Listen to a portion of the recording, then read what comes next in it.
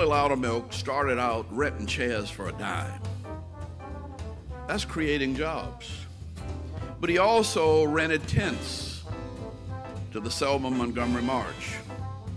Now, he didn't put Aaron's name on them. He's a businessman, not a politician. What Aaron's has done is made it possible for all of the people who were coming to Atlanta with a dream and no money. They could take a chance and go to Aaron Rents back then.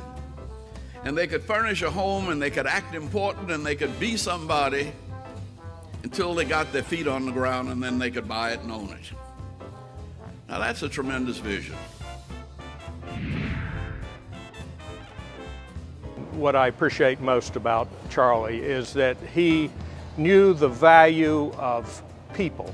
When I first began the food bank, Charlie took an interest in me. I know not why, but he wanted to know about food banking, and I was ready to move from the church to a warehouse. And I went over and showed him this multi-level place with a small loading dock, and Charlie said, no, Bill, that won't do. You really need the right tool for the right job. And I said, but Charlie, I don't have any money.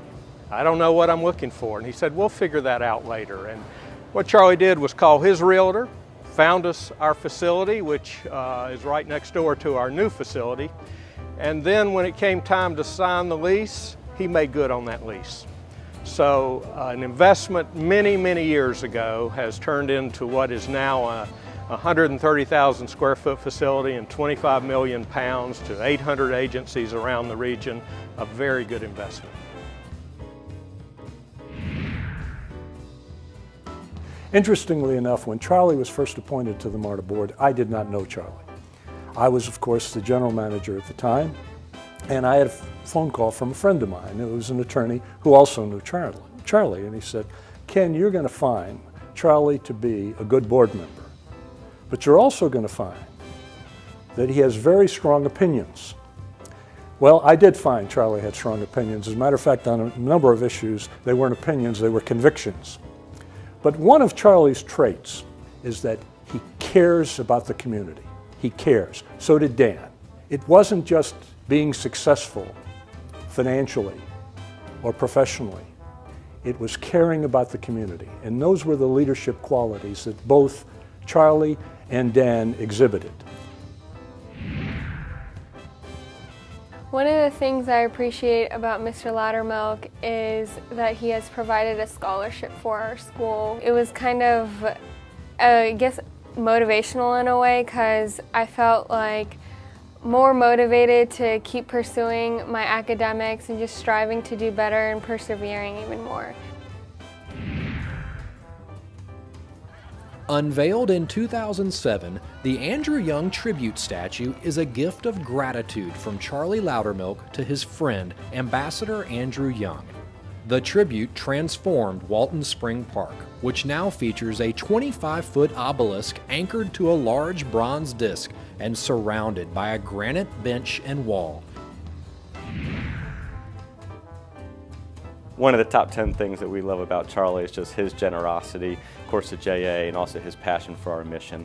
So when Charlie first made his pledge to Junior Achievement of Georgia, it was when he was being inducted into the JA Atlanta Business Hall of Fame, which is an annual event that we do. And he went up to the stage to accept his award, and in front of that entire audience said that he'd like to support the efforts of JA, and provided a $500,000 contribution to the organization, and just in his very modest way gave a thumbs up and walked off the stage, and the rest of the crowd were just in complete astonishment as to what he had done and the support that he had given. One of the 10 things I love about Charlie Loudermilk is his willingness to do something in 2006 and 7 that seemed impossible, improbable, which is to help us save the King papers. Charlie was one of those people who stepped up and made a significant contribution that Dr. King's personal papers would remain in Atlanta. And as a result, the King papers are at Morehouse College today and will be displayed at the Center for Civil and Human Rights. Without his contribution, I'm not sure we would have been able to do it.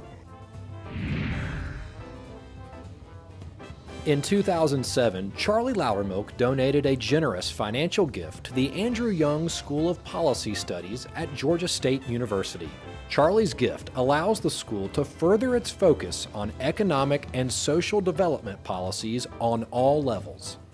Mr. Loudermilk created the Jean Childs Young Fellowship to provide assistance to graduate students in public policy with a special emphasis on education and children's issues.